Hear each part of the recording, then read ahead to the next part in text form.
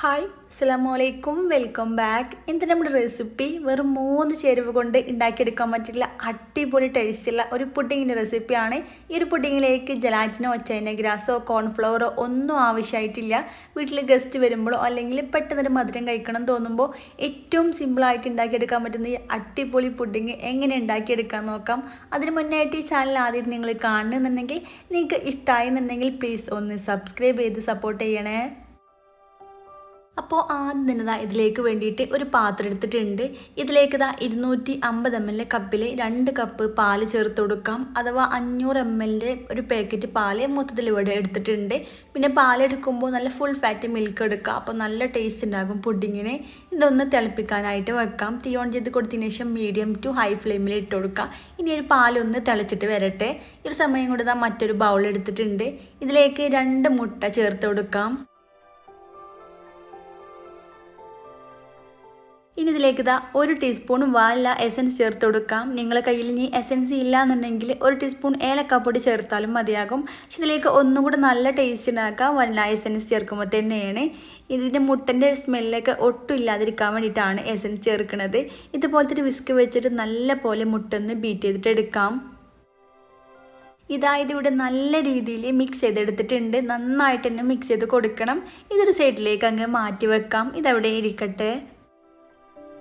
ഇനി മറ്റൊരു പാത്രം എടുത്തിട്ടുണ്ട്. ഇതിലേക്ക് 1/2 കപ്പ് പഞ്ചസാര ചേർത്ത് കൊടുക്കാം. പഞ്ചസാര ഇതുപോലെ നിരത്തിയിട്ട് അങ്ങ് ഇട്ട് കൊടുക്കാം. ഇതിലേക്ക് എടുത്തിട്ടുള്ള ഈ ഒരു 1/2 കപ്പ് പഞ്ചസാര ഇതിലേക്ക് കറക്റ്റായിട്ട് മധുരമാണ് ഉണ്ടാകുക. ഓവറായിട്ട് മധുരം ഉണ്ടാവില്ല. ഇനി ഹൈ ഫ്ലെയിമിൽ ഇട്ട് കൊടുക്കുക. എന്നിട്ട് ഈ പഞ്ചസാര ഒന്ന് ക്യാരമലാക്കിയിട്ട് എടുക്കാം.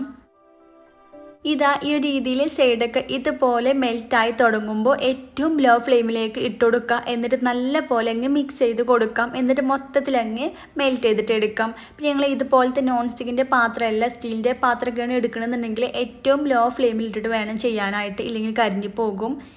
ഇതിവിടെ നല്ല പോലെ മെൽറ്റായി വന്നിട്ടുണ്ട്. ഇത്രയും മതിയാകും. ഓവറായിട്ട് കളർ ചേഞ്ച് ആക്കി എടുക്കരുത്. അപ്പോൾ കഴിക്കുന്ന ടേസ്റ്റ് ഉണ്ടാകും.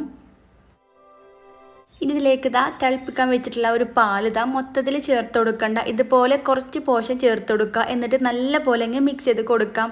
ഇത് മൊത്തത്തിൽ ചേർക്കുകയാണെന്നുണ്ടെങ്കിൽ തിളപ്പിച്ചെടുത്തുള്ള പാലായതുകൊണ്ട് തന്നെ ഇതിങ്ങനെ പുറത്തേക്ക് വരും കേട്ടോ. രണ്ടും നല്ല ചൂടുണ്ടായതുകൊണ്ട് തന്നെ മൊത്തത്തിൽ പുറത്തേക്ക് ഒലിച്ചിട്ട് പോകും. അപ്പോൾ ഇതുപോലെ കുറച്ച് കുറച്ചായിട്ട് ചേർത്തിട്ട് നല്ല രീതിയിൽ അങ്ങ് മിക്സ് ചെയ്തിട്ട് എടുക്കാം.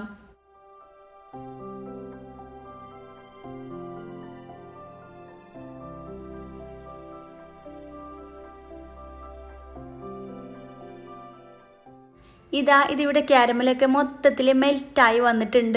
ഇതുപോലെ ഒട്ടും തരിയൊന്നുമില്ലാതെ മൊത്തത്തിൽ മെൽറ്റാക്കി എടുക്കണം.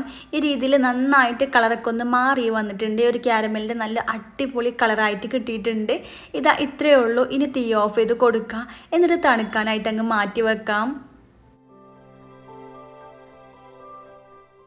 പാലിതാ ഇവിടെ ചെറുതായിട്ട് ചൂടാറി വന്നിട്ടുണ്ട്. ഒരു മീഡിയം ചൂടുണ്ടായിരിക്കണം പാലിന്. മൊത്തത്തിൽ ചൂടാറ്റി എടുക്കരുത്. ഇനിയൊരു പാലിതാ നമ്മൾ നേരത്തെ മിക്സ് ചെയ്ത് വെച്ചിട്ടുള്ള ഒരു മുട്ടൻ്റെ മിക്സിലേക്ക് കുറച്ച് കുറച്ചായിട്ട് ചേർത്ത് കൊടുക്കുക. എന്നിട്ട് പോലത്തെ ഒരു വിസ്ക് വെച്ചിട്ട് നല്ല പോലെ അങ്ങ് മിക്സ് ചെയ്ത് കൊടുക്കണം. ഈ ഒരു പാലിന് ചെറിയൊരു ചൂടുണ്ടായിരിക്കണം. നല്ല ചൂടോട് കൂടിയിട്ട് ഒഴിച്ചു കൊടുക്കരുത്. അപ്പോൾ ഈ ഒരു മുട്ടയൊക്കെ നന്നായിട്ട് വെന്തിട്ട് പോകും. ചെറിയൊരു ചൂടുണ്ടായിരിക്കണം. ഒട്ടും ചൂടില്ലാതിരുന്നാലും ഈ ഒരു പുഡിങ് നന്നായിട്ട് കിട്ടൂല.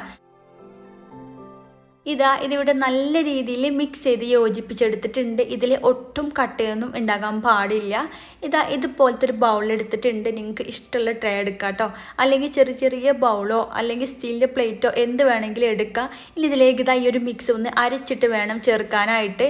എന്തായാലും അരച്ചെടുക്കണം. കാരണം ഇതിൽ ഈ ഒരു മുട്ടേൻ്റെ ചെറിയ ചെറിയ തടികളും ഒക്കെ ഉണ്ടാകും. അപ്പോൾ ഇതിലേക്ക് മൊത്തത്തിൽ അങ്ങ് അരച്ചിട്ട് ചേർത്ത് കൊടുക്കാം. ഇതുപോലെ ചെറിയ ചെറിയ തടികളൊക്കെ ഉണ്ടാകും. അതിന് വേണ്ടിയിട്ടാണ് കേട്ടോ അരച്ചെടുക്കുന്നത്. ഇത് മാറ്റി വെക്കുക. എന്നിട്ട് നല്ല പോലെ ഒന്ന് കവർ ചെയ്ത് കൊടുക്കാം. ഇതുപോലത്തെ ഒരു ക്ലിംഗ് റാപ്പ് വെച്ചിട്ടാണ് കവർ ചെയ്യണത്.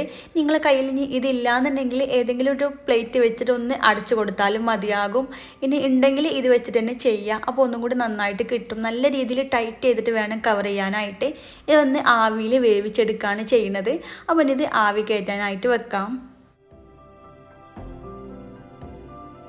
ആവിയിൽ വേവിച്ചെടുക്കാനായിട്ട് ഇതുപോലത്തെ ഒരു പാത്രത്തിലേക്ക് കുറച്ച് അധികം തന്നെ വെള്ളം ചേർത്ത് കൊടുക്കാം.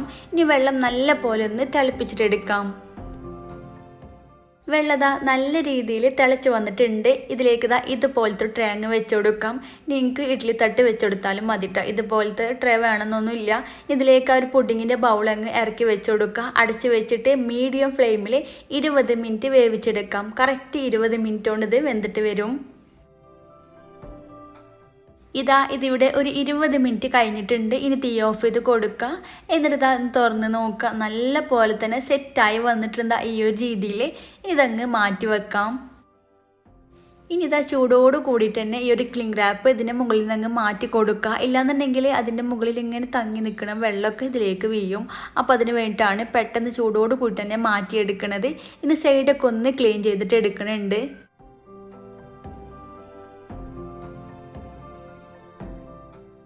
ഇതിവിടെ നല്ല പോലെ സെറ്റായി വന്നിട്ടുണ്ട്. ഇനി ഒന്നും കൂടെ ഫ്രിഡ്ജിൽ വെച്ചിട്ട് തണുപ്പിച്ചെടുക്കണം. അതിന് മുന്നായിട്ട് ഇതിലേക്ക് കുറച്ച് ഡെക്കറേഷനും കൂടെ കൊടുക്കുന്നുണ്ട്. അതിനായിട്ട് കുറച്ച് ബദാം ഒന്ന് പൊടിച്ചെടുത്തിട്ടുണ്ട്. ഇതുപോലെ ഇതിൻ്റെ മുകളിലേക്കായിട്ട് ഇട്ട് കൊടുക്കണം. ഇടയ്ക്ക് കടിക്കാൻ കിട്ടുമ്പോൾ നല്ല ടേസ്റ്റാണ്.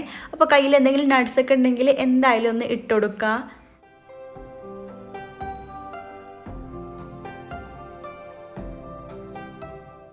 ഇതിൻ്റെ മുകളിൽ മൊത്തത്തിൽ നട്ട്സൊക്കെ ഇട്ടുകൊടുത്തിട്ടുണ്ട്. ഇനി ഇത് ഫ്രിഡ്ജിൽ വെച്ചിട്ട് നല്ല പോലെ സെറ്റ് ചെയ്തിട്ട് എടുക്കണം. ഫ്രിഡ്ജിൽ വെക്കുമ്പോഴാണ് നല്ല പോലെ ഒന്ന് കട്ടിയായിട്ട് വരുള്ളൂ. അപ്പോൾ നിങ്ങൾക്ക് സമയം ഇല്ലയെന്നുണ്ടെങ്കിൽ 1 മണിക്കൂറെങ്കിലും ഫ്രീസറിൽ വെച്ചിട്ട് എടുക്കാം കേട്ടോ. സമയം ഉണ്ടെങ്കിൽ 1-2 മണിക്കൂർ ഫ്രിഡ്ജിൽ വെച്ചിട്ട് നല്ല പോലെ തണുപ്പിച്ചെടുക്കാം.